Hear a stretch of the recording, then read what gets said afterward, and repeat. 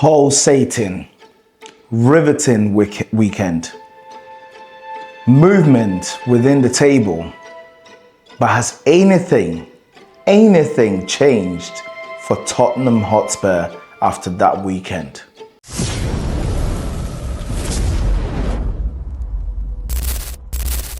Yo, it's your boy Manny here on Designated Hotspur. Guys, let's just keep it quick because this video is going to be a quick one. Like, share, subscribe, hype, all the shebang, and let's get right into it. What a weekend, guys. What a weekend. In a weekend where Tottenham won 1-0 at the Molineux against Wolves, West Ham managed to get a win against Everton. Yes, you heard that right. West Ham managed to get a win against Everton. Now, I predicted West Ham to not take 3 points. So I was wrong with regards to that. But the circumstances of them getting 3 points is the most heartbreaking part of this whole situation.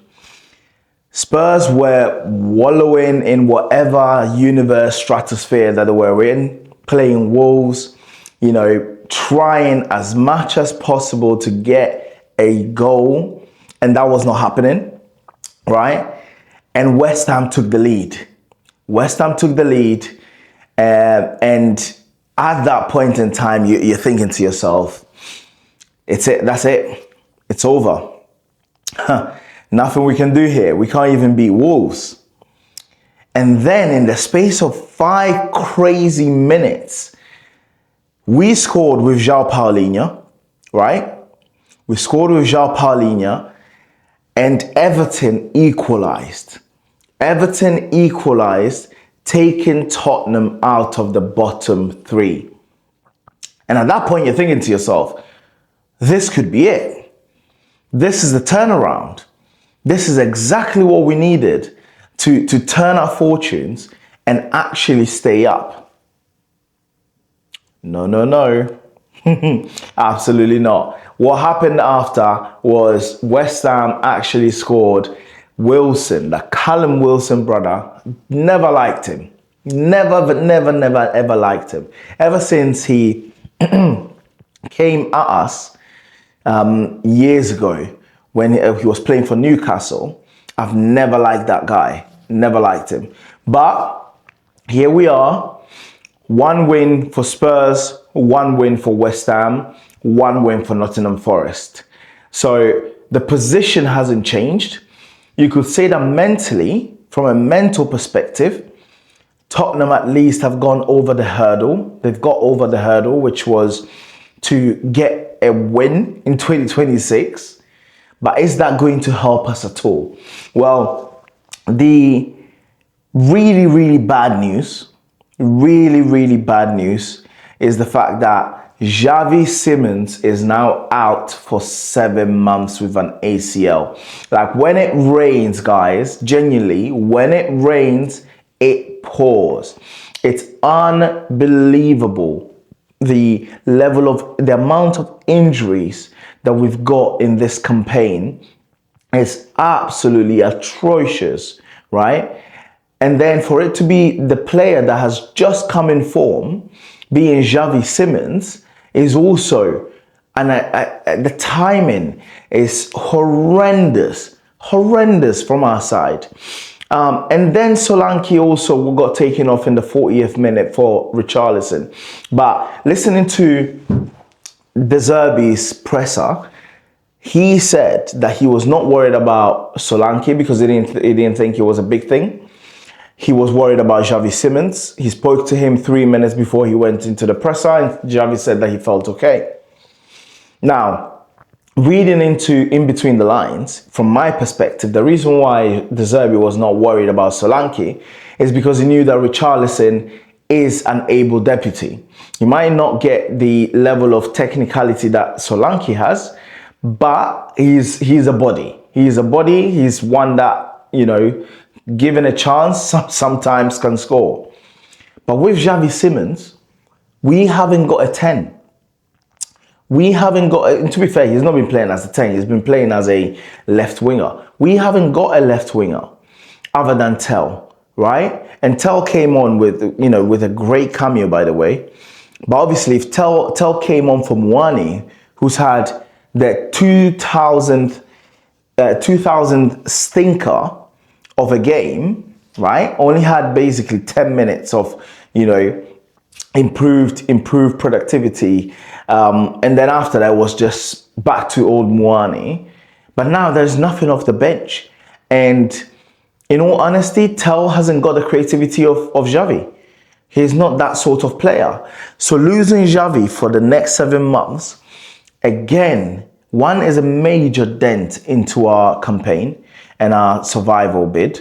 But also, it just shows how stupid, idiotic, and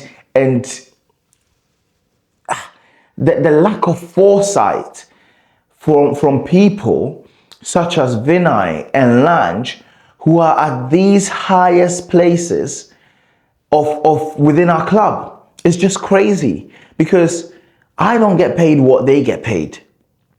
I don't. I'm not in the position and in position of power that they have.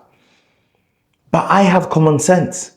I knew in January we would have needed reinforcement because of the level of injuries that we had anyway. And for them to just bank on thinking we're not going to get relegated and not bring in any players is ludicrous. It's negligent, and they should really be losing their jobs. Because I initially thought, you know what, Lance should be losing this job. Lance should have lost his job in January, right? But with Vinay, I was thinking, you know what, I'll give him the benefit of the doubt. Actually, I don't. Not anymore. Not anymore, because the situation is getting worse and worse and worse with the injuries. And it's their fault. They came out and said that there was nobody out there to help this team. Are you having a laugh? Nobody knows when Kulusevski is back. Odobert is back in December, which is probably how many months? August, September, October, November, December. 5 months into the next campaign.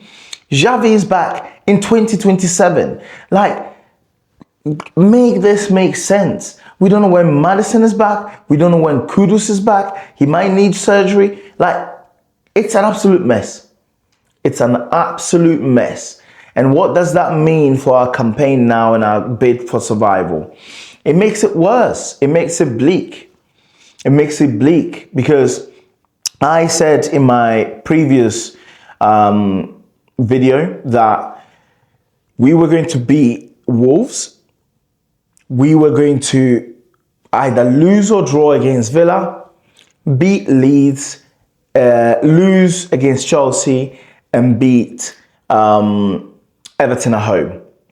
Now, we've done our first job, which is beat Wolves.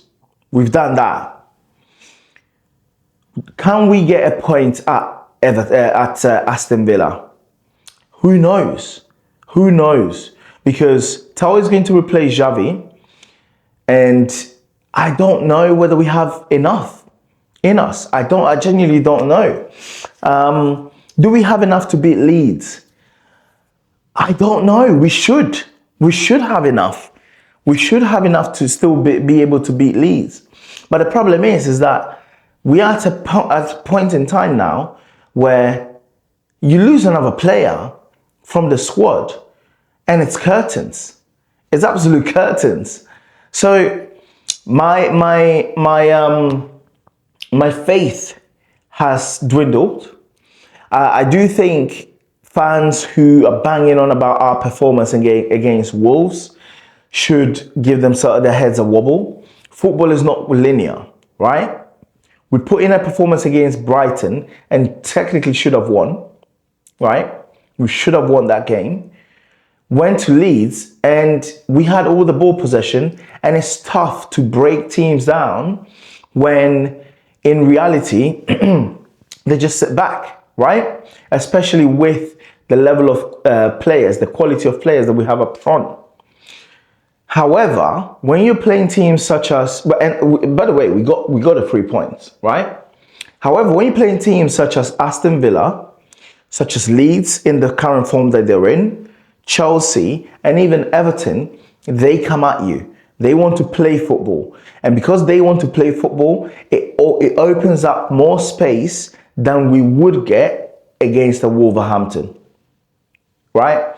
So football is not linear. So we can't use one example to say, right, we've played this way against Wolves, so that's exactly the same way we're going to play against other teams that come at us. That's not how football works. So from that perspective, I have a little hope. As to whether we've got the quality to get things over the line, I'm not 100% sure. The main thing that we need, though, other than do our job, which so far we've done with regards to Wolves, is we need West Ham to lose points. We need West Ham to drop points. They didn't manage to do that against Everton. There was a VAR situation which I don't even want to get into, but that's what it is, right? What goes around comes around, like it happens. But they got the 3 points against Everton, but they were playing at home. The next game is against Brentford away. But Brentford side that's chasing the European position, the European spots. So I'd reckon that that's going to be a much more difficult game for them, especially after they only drew to Palace away with 4 players out. So I reckon that if we do manage to get ourselves a point at Villa and West Ham don't win, I think we're in for a good shout. Like if things go the way I think they're going to go, or I thought prior that they were going to go, 3 points against Wolves, which we have. So we're now on 34 points. West Ham is on 36. Forest is on 39. 3 against Leeds. 3 against 3 points against Leeds. 3 points against Everton. And let's just say 1 point against Aston Villa. Even if it's 0, it doesn't matter. But say 1 point. That gives us 7 more points to add on to the 34. And that takes us to 41 points. And in my opinion, 41 points keeps us up. But it's a precarious situation because we haven't got the creativity and players that can keep the ball ticking, such as Xavi Simons. So guys, thank you so much for getting to this point. Let me know what you think. Let me know what you think. Do you think I'm being delusional about the fact that we can get 6 points from Leeds and Everton?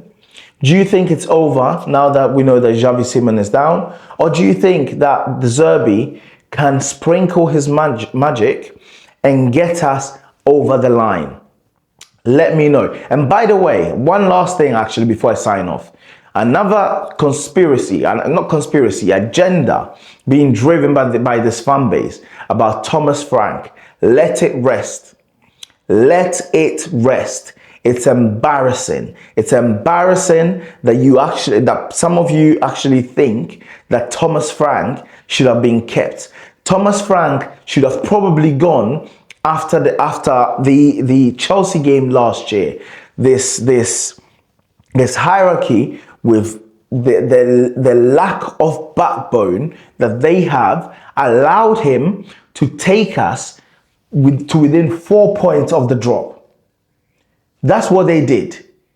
What we should have done is sacked him after Chelsea, sacked him after West Ham, and we just kept it going. And then after, granted, they then went on and brought in a worse coach in Tudor. De Zerbi has come in and in 3 games has got himself 4 points. So I don't want to hear it. Oh, Wolves are the worst team in the league. Well, at home against Wolves, what did Frank do? What did Frank do at home against Wolves? So I don't want to hear it. It's cowardly and it's pathetic that some of you are advocating and vouching for Thomas Frank. Useless. Absolutely useless. One of the worst managers I've seen at our club. And yes, if you want to unfollow me because of that, go ahead and unfollow me. I couldn't care less. But anyway, as usual, come on you Spurs.